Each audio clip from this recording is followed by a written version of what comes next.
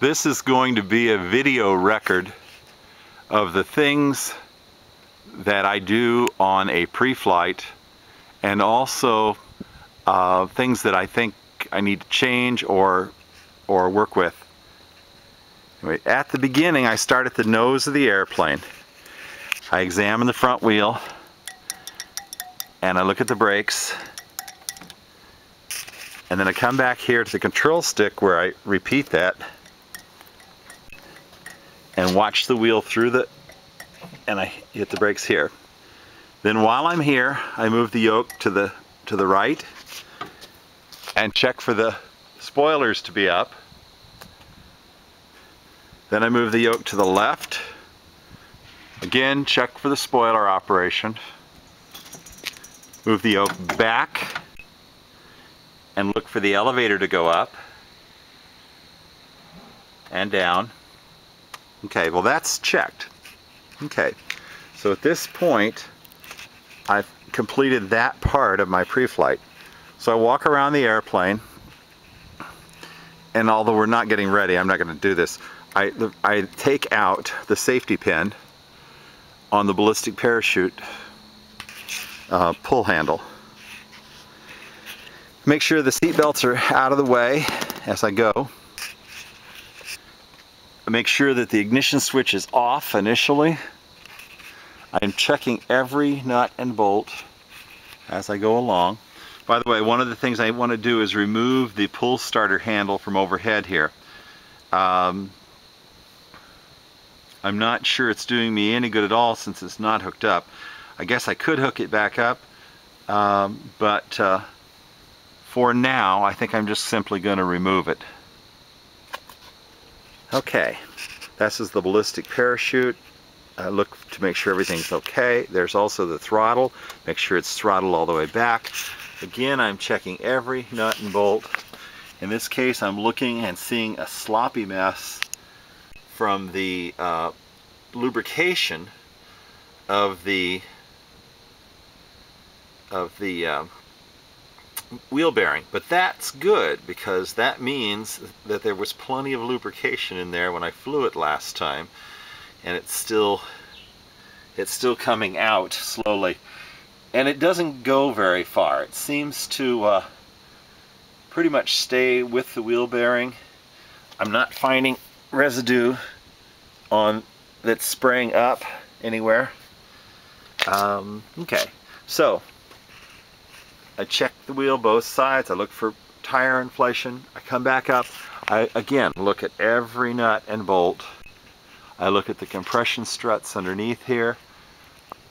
I check the cables. I come out and I look at every cable. Make sure the fittings look good. Make sure there's no frayed wires. Again, I'm walking along. I'm checking. That looks good. This is the retract mechanism on the spoiler. I think it's hilarious that this thing uses bungee cords, but that's okay. It works. Note that these are these crisscross wires that do a lot. They're not quite equally tensioned. The back one is not quite as tight as the front one here. Okay, I'm going along. I'm checking every nut, every bolt, making sure it's all good. Note that the tangs are above the wing here. Again, every nut and bolt.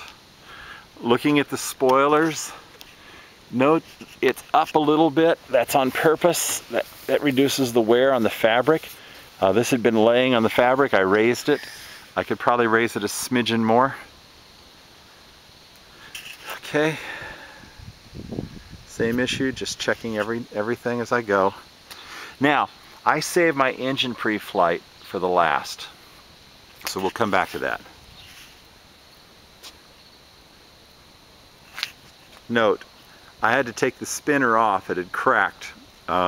It's just cosmetic. The engine works just fine without a spinner. The airplane flies just fine without a spinner, but I did have to take it off. Also note, and you can see it if you look carefully, there's a chip in the leading edge of the propeller that needs to be repaired. I checked the manufacturer's website. That can be done with epoxy, slow set epoxy. So I've purchased that and I intend to put it on there. You push it, but I'm going to wait until I have a little MEK, which is a methyl ethyl ketone. It's a cleaning material or cleaning fluid and a solvent. I'll use that to clean the propeller before I put the epoxy there. Anyway, a new propeller blade's $75. I don't need a new propeller blade yet, but I will fix that probably sometime this fall or midwinter when I can't fly. Again, I'm checking every fitting. A lot of these fittings actually have little rings. These are just a post through here, steel post with a little retaining ring. That works just fine. Some of them have nuts and bolts. It could be done either way, but I like the fact that it's just, you can disassemble it currently. And it's flown that way since 1985. Anyway, the hinges, I checked those. I need to note to myself, I need to put a drop of oil on each of those. And there's two hinges here. And by the way, the rudder works very smoothly. The elevator works smoothly, but you're moving more mechanism, so it weighs a bit more. This is a trim tab here on the rudder. It doesn't need much. I've adjusted the trim tab on the elevator downward. I think I need to adjust it a little more yet so I get enough up elevator. So I'm going to stop the video for a moment and do that.